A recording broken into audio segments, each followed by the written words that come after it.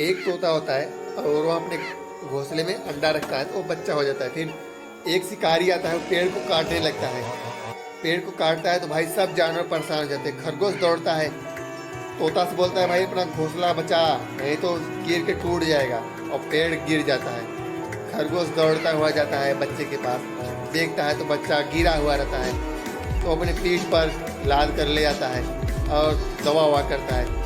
भाई सबको ही तो ठीक हो गया, लेकिन आप लोग भी ठीक हो जाओ ना, सब्सक्राइब कर दो ना।